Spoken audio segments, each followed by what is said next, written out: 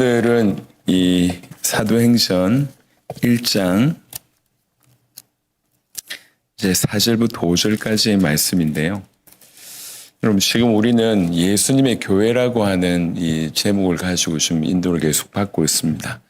예수님의 교회, 우리가 평생 교회를 다니지만 예수님의 교회가 뭔지를 잘 모르고 있는 그런 경우들이 의외로 굉장히 많습니다. 예를 들면 오늘도 우리 장호조 교사님 기타를 쳤는데 기타를 일평생 치면서도 이 기타의 원리가 뭔지, 어떻게 해서 이런 소리가 나는지, 어떻게 만들어졌는지, 이게 사실 그렇게 모르는 경우들이 굉장히 많거든요.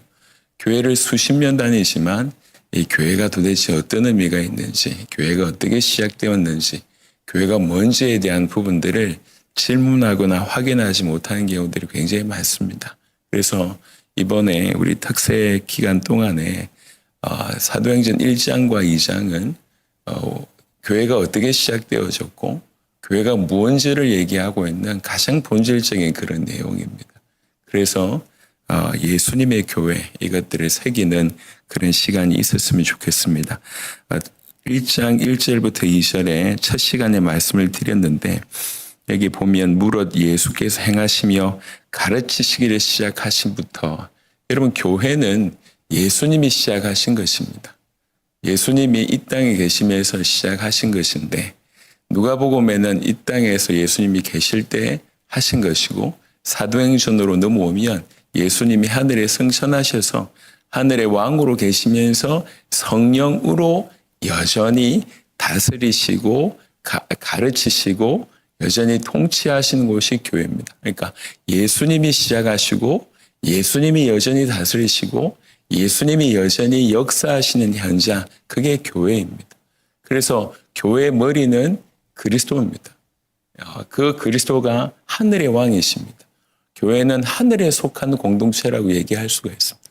그러니까 예수님이 시작하시고 예수님이 진행하시는 교회, 그것이 진정한 의미의 교회입니다. 그러니까 예수님이 교회를 통해서 구속의 역사를 지금 진행하고 계세요. 그래서 교회는 구속사의 한복판이 있다, 이렇게 말씀을 드렸습니다. 그러니까 첫 시간의 키는 예수님이 시작하신 교회, 그리고 예수님이 진행하시는 교회, 여전히 예수님이 다스리시는 교회, 그게 우리 첫 번째의 핵심이었고요. 두 번째는 하나님의 나라에 대한 얘기를 했습니다. 여러분, 하나님 나라가 본질이면 하나님 나라가 드러나는 곳, 하나님 나라가 보여지는 곳, 하나님 나라가 본질이면 그 하나님 나라에 드러나는 현장, 드러나는 도구, 이게 바로 교회라고 얘기할 수가 있습니다. 하나님의 나라의 핵심이 예수가 그리스도라고 하는 복음이라고 말씀을 드렸고, 그 하나님의 나라의 시작이 십자가를 통해서 시작되고, 그 하나님 나라의 생명은 부활에 있습니다. 그리고 하나님 나라의 메시지는 죄사함을 받게 하는 것이라고 말씀드렸고, 하나님 나라의 능력은 성령에 있고 하나님 나라의 방향은 땅끝입니다. 이게 교회를 통해서 구현되는 것. 그러니까 교회의 가장 중요한 중심은 예수가 그리스도라고 하는 복음입니다. 교회는 십자가를 통해서 시작됩니다. 우리 교회인 우리가 진정한 신앙생활 또한 십자가를 통과할 때, 십자가가 깨달아질 때, 십자가가 내 것이 될 때, 그게 진정한 의미의 교회가 되고, 교회의 생명력은 부활에 있습니다. 주의 부활, 부활하신 주님이 지금 나와 함께 계시다. 이게 우리를 교회되게 하는 중요한 생명력입니다.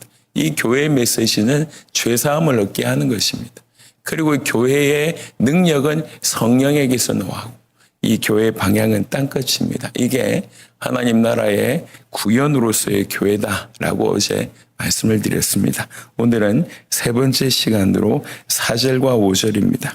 사도와 함께 모이사 그들에게 분부하여 이르시되 예루살렘을 떠나지 말고 내게서 들은 바 아버지께서 약속하신 것을 기다리라. 요한은 물로 세례를 베풀었으나 너희는 몇 날이 못되어 성령으로 세례를 받으리라 하셨느니라. 여러분, 제일 먼저 예루살렘을 떠나지 말라고 얘기했습니다. 여러분, 예루살렘을 떠나지 말라고 하는 얘기는 단순한 얘기가 아닙니다. 사도들의 입장에서는 예수님이 처형당하신 곳이에요. 여전히 예수님을 죽였던 그 무리들이 여전히 그런 악랄한 시선을 가지고 악의를 가지고 이 사람들을 해코지하려고 하는 그런 스슬프른 현장이 예루살렘입니다. 또 한편으로는 이 사도들은 예수님의 말씀을 들었고 기적을 경험했을 뿐만 아니라 결정적으로 죽으셨다가 부활하신 예수님을 경험했습니다. 이제 본인들이 생각할 때는 이제 막을 게 없다고 생각하는 거죠. 어디든 가고 싶은 거예요. 빨리 자기 고향 갈릴리에 가서 예수님 부활하셨다 이 얘기를 하고 싶은 마음도 있었을 것입니다.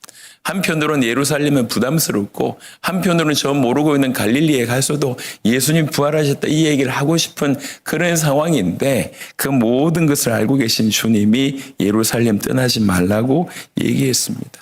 인간 계획으로 움직이지 마라 라고 얘기하고 더 중요한 것이 있다고 얘기합니다. 그게 뭐냐면 아버지께서 약속하신 것을 기다리라. 주의 성령에 대한 얘기입니다. 성령께서 임하실 것이니까 그걸 기다리라고 얘기합니다. 성령은 하나님의 오래된 약속입니다. 에스겔 36장에 새 영을 주시고 하나님의 율례를 행하게 하신다고 약속하셨고 동일하게 예레미야 31장에도 그 말씀을 주셨습니다. 요엘서 2장에는 만민에게 영을 부으실 것을 얘기하고 이사야 44장 3절에는 마른 땅에 물을 붓듯이 영을 부으실 것이라고 얘기하셨습니다. 성령은 오래된 약속입니다. 그 구약 전체가 기다려온 약속이 바로 성령입니다. 그 성령이 아버지께서 약속하신 그 성령이 오기를 기다리라고 얘기를 합니다. 여러분 기다린다는 얘기는 뭐 다른 어떤 것보다 두 가지 측면이 있는 것 같아요. 하나는 뭐냐면 무능의 인정입니다. 우리가 할 수 있는 것이 없다. 그래서 기다리는 것이고 또 하나는 기다리는 믿음입니다. 주님이 말씀하셨기 때문에 기다리는 것. 여하튼 우리 주님의 핵심은 뭐냐면 예루살렘을 떠나지 말고 아버지께서 약속하신 것을 기다리라. 여러분 교회는 아버지께서 약속하신 것을 기다리는 공동체가 교회입니다. 언제 부흥이 올까? 언제 응답이 될까? 언제 엄청난 변화가 올까? 언제 하나님 나라가 완성될까? 우리는 그 언제에 굉장히 목마릅니다. 그런데 그 모든 것은 주님의 손에 있습니다. 주님이 요구한 건 뭐냐면 약속하셨으니 약속하신 것을 믿음으로 기다리라라고 얘기를 하고 있습니다. 그래서 교회는 약속을 붙들고 하나님의 약속을 붙들고 기다리는 공동체입니다. 지금 우리의 교회는 주님의 다시 오심이라고 한 그 약속을 붙들고 기다리는 공동체입니다. 약속을 기억하고 약속을 붙들고 오늘을 기다리는 공동체. 그게 진정한 의미의 교회입니다. 우리가 그런 교회인지. 여러분, 우리는 이미 교회인데도 불구하고 교회가 뭔지를 잘 모르고 있기 때문에 이런 시간들을 통해서 수정하는 거예요. 좋은 핸드폰이 지금 우리 손에 들려져 있지만 이걸 어떻게 사용해야 될지 모르는 경우들이 많으니 그 사용 설명서를 보고 이런 기능이 있구나 알아가는 것처럼 성경을 통해서 성경이 뭐라고 교회를 얘기하는가 이미 교회된 우리가 그것을 확인하면서 이게 교회구나. 이렇게 하는 것이구나 라고 확인하고 우리의 삶에 교회된 우리의 삶에 적용하는 것입니다. 다시 말씀드립니다. 예수님이 시작하신 교회, 예수님이 진행하시는 교회, 예수님이 다스리시고 있는 교회, 그게 진정한 의미의 교회다. 이게 첫 시간이었고 두 번째 하나님 나라가 구현되는 곳이다.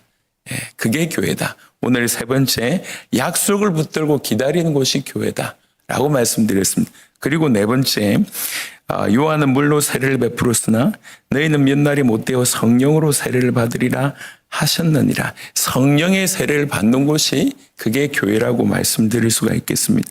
요한의 세례는 준비의 세례였습니다. 그의 물 세례는 사람들로 하여금 죄를 깨닫게 하고 회개하게 하고 오실 이 곧 메시아를 준비하게 하는 표지였습니다. 요한의 사역은 완성이 아니라 단순히 예비였습니다.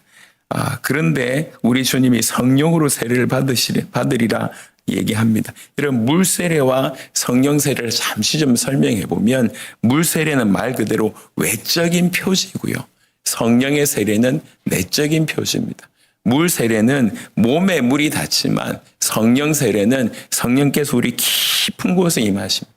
물 세례는 회개를 표시합니다. 성령의 세례는 실제로 사람을 새롭게 합니다. 물 세례는 준비를 나타내지만 성령의 세례는 새 시대가 도래했음을 보게 됩니다. 성령이 우리 안에 임하시잖아요. 성령이 공개적으로 임하시잖아요. 여러분 구약 시대에는 성경을 조금 보시면 특정한 사람들에게 아주 일시적으로 임했을 뿐입니다. 성령이 어떤 왕이나 아니면 제사장이나 선지자나 특별한 사람들에게 임했다가 그 사람들이 실수하거나 죄를 범하면 떠나든지 아니면 잠시 임했다가 떠났던 것이 구약의 역사였습니다. 하지만 사도행전 2장의 성령의 세례는 한 명에게 임한 것이 아니라 공동체적으로 임했습니다. 이건 굉장히 상징하는 바가 많고 한 번 임하신 성령은 절대로 떠나지 않고 그 한 번 임하신 성령은 사람을 완전히 새롭게 만듭니다. 그러니까 예를 들면 새 언약의 완전한 변화가 일어난다고 얘기합니다. 이제 옛 시대가 끝이 나고 메시아의 구속 사역이 완성되었기 때문에 그 열매로 임하는 것이 성령입니다. 그 열매로 성령 안에서 백성들이 새롭게 된다는 거죠. 새 백성이 나타난다는 거죠. 새 인류가 나타난다는 거죠. 그래서 성령 세례는 다른 어떤 것보다 새로운 시대가 시작되었다를 얘기하고 있는 것이 성령의 세례입니다. 그래서 요한은 물로 세례를 베풀었으나 너희는 몇 날이 못되어 성령으로 세례를 받으리라 하셨느니라. 여러분 사도행전 2장에 성령이 임하시고 나서 그들이 120명의 사람들이 바뀌었고 그들로 말미암아 3,000명이 돌아오는 일이 사도행전 2장 끝에 있지 않습니까? 이게 진정한 의미의 교회의 출발이었습니다. 그래서 교회는 성령으로 태어나는 교회입니다. 여러분 사도들 입장에서는 말씀도 있고 기적도 경험했고 십자가도 받고 부활도 경험했습니다. 그럼에도 불구하고 이 어마어마한 것을 경험해도 교회일 수는 없습니다. 교회가 될 수는 없습니다. 진정한 의미의 교회는 그들 위에 성령이 임할 때만 가능하다고 말씀드릴 수가 있겠습니다. 그래서 교회는 성령으로 태어나는 거예요. 그래서 지금 현재 이 땅의 교회의 가장 큰 문제는 경제의 부족이 아닙니다. 적지 않은 교회가 경제 때문에 많이 고통을 당하고 있습니다. 하지만 경제의 부족보다 더 심각한 문제가 있어요. 사람이 없다, 돈이 없다, 시스템이 없다. 이것보다 더 심각하고 더 근본적인 건 뭐냐면 교회의 성령의 역사가 없는 거예요. 그러면 교회일 수가 없어요. 교회는 성령으로 태어나야 됩니다. 우리도 마찬가지예요. 신앙생활을 하고 있는 우리가 교회인데 우리에게 성령의 역사가 없고 성령의 충만함이 없고 우리가 성령에 민감하지 않는다고 하면 하나님의 사람일 수 없습니다. 구원받았으나 자기의 의대로 사는 거예요. 자기 뜻대로 사는 겁니다. 그건 하나님의 뜻대로 사는 존재가 못 됩니다. 그래서 가장 무서운 것은 교회에 성령이 없습니다. 사실은 성령이 없으면 교회일 수가 없어요. 성령이 아니면 교회는 태어날 수가 없습니다. 교회는 존재할 수가 없습니다. 교회는 유지할 수가 없습니다. 그래서 계속 예수님께서 예루살렘 떠나지 말고 아버지께서 약속하신 것을 기다려요. 아니 사도들 입장에서는 자신만만한데 죽으신 예수님이 부활하신 것까지 봤는데 뭐가 지금 부족하냔 말이에요. 예수님이 부활하신 그것만으로도 내가 내 목숨을 드릴 수가 있는데 네 목숨을 드려도 상관이 없다는 거죠. 그 뜨거운 열정 가지고도 안 된다는 겁니다. 성령이 임할 때만 교회가 된다는 겁니다. 성령이 임할 때만. 그래서 사도행전 1장 4절부터 5절까지 우리에게 주신 메시지 뭐냐면 교회는 성령으로 태어나는 것이다.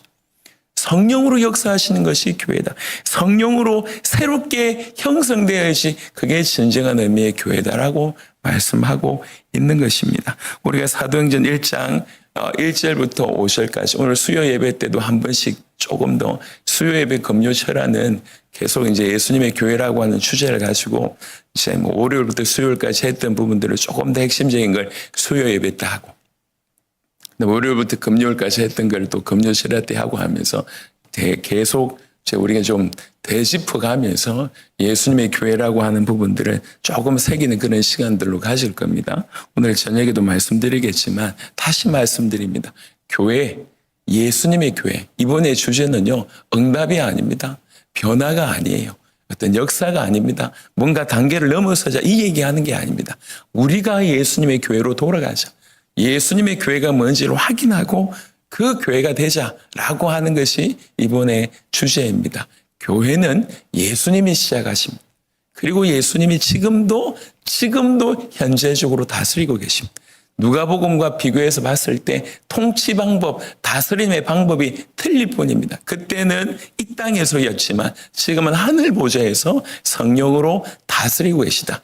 통치하고 계시다. 지금도 진행하고 계시다. 그게 교회의 진정한 의미입니다. 그래서 교회는 하늘에 속한 공동체고 교회는 이 구속사의 한복판에 있는 것이 교회입니다. 두 번째, 교회는 하나님의 나라를 구현하는, 하나님의 나라를 보여주는 본질의 그 하나님의 나라를 그대로 실현하는 것이 바로 교회다. 세 번째, 교회는 하나님의 약속을 기다리는 공동체다.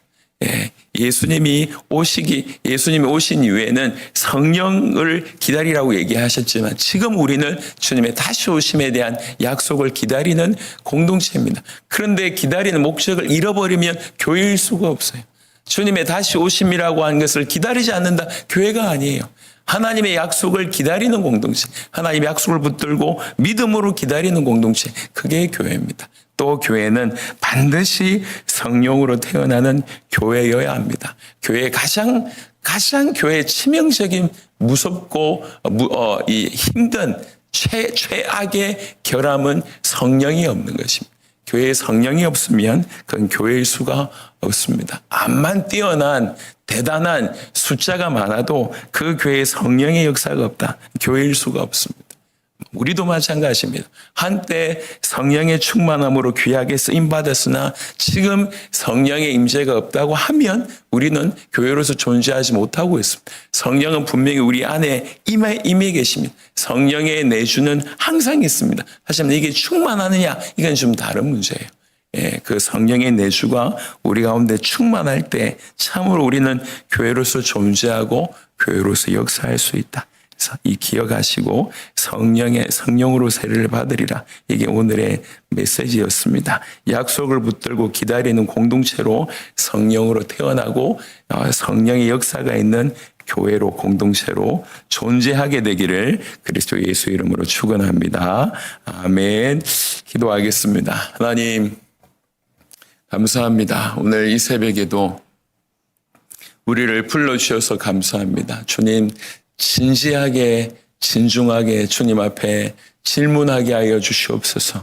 우리가 교회인데 어떤 교회인지 질문하게 하시고 성경이 말하고 있는 예수님의 교회를 회복하는 우리 모두가 되도록 하나님 역사하여 주시옵소서. 다른 것에 목마르지 않고 진정한 교회임을 바로 그것에 목마른 우리 모두가 될 수 있도록 하나님 축복하여 주시옵소서. 감사를 드렸고 살아계신 우리 주 예수 그리스도의 이름으로 기도드렸습니다.